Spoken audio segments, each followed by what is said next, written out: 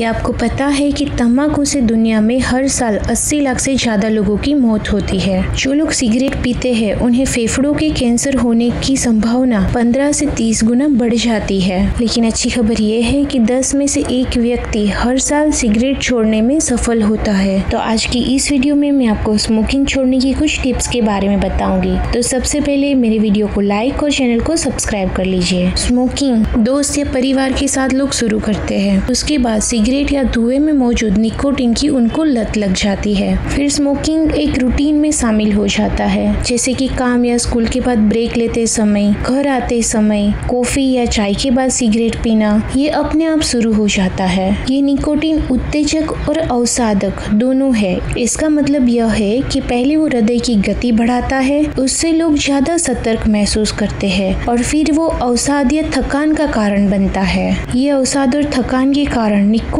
लोगों को फिर से स्मोकिंग करने के लिए मजबूर करती है। सबसे पहले स्मोकिंग छोड़ने के लिए आपके पास कुछ मजबूत कारण होना चाहिए। पहले स्मोकिंग करने वाला एक इंसान बताता है कि जब भी मैं बाहर जाता था तो मैं अपनी बेटी की तस्वीर साथ में लेके जाता था, और जब मुझे स्मोकिंग का मन होता था तब मैं उसे देख लेता था। इसी तरह स्मोकिंग छोड़ने के लिए एक शक्तिशाली व्यक्तिगत कारण की आवश्यकता है। स्मोकिंग छोड़ने से आपकी फैमिली भी सेकंड हैंड स्मोकिंग के धुएं से बचेगी। उसके अलावा फेफड़ों का कैंसर, हृदय रोग और अन्य बीमारियों का खतरा भी कम हो जाएगा। आप खुद को ज्यादा यंग महसूस करेंगे। स्मोकिंग छोड़ने की तारीख डिसाइड कीजिए। 2 हफ्ते के अंदर एक तारीख चुनिए जिसमें आपके पास स्मोकिंग छोड़ने की तैयारी के लिए पूरा समय हो।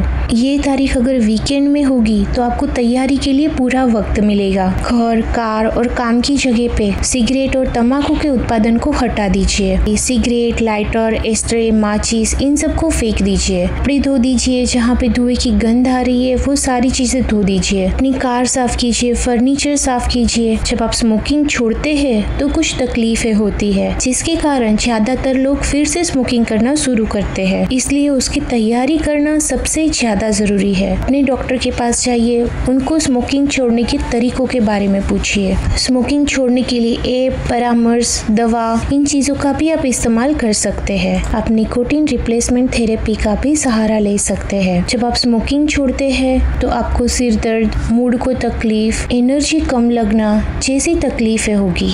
निकोटीन रिप्लेसमेंट से इन तकलीफों में आराम मिलेगा। आप उसके लिए निकोटीन गम, लोजेंग, पेच, इनहेलर और नाक के स्प्रे का इस्तेमाल कर सकते हैं। अगर आप सिगरेट पकड़ना पसंद करते हैं तो आप इनहेलेटर या ई सिगरेट भी चूज कर सकते हैं। उसके अलावा कुछ दवाइयाँ जिसमें निकोटीन नहीं होता वो भी आपको मदद कर सकती है, जिसमें ब्रुपोपियन, वेरनिकलाइन जैसी दवाइयों का आप इस्तेमाल कर सकते हैं। आपको पता होगा कि हिप्नोटाइज के अंदर आप सब भूल जाते हैं, गहरी नींद में चले जाते हैं। ये सब चीजें आपने टीवी में देखी होगी। हिप्नोटाइजिंग स्मोकिंग छोड़ने में बहुत मदद करेगा।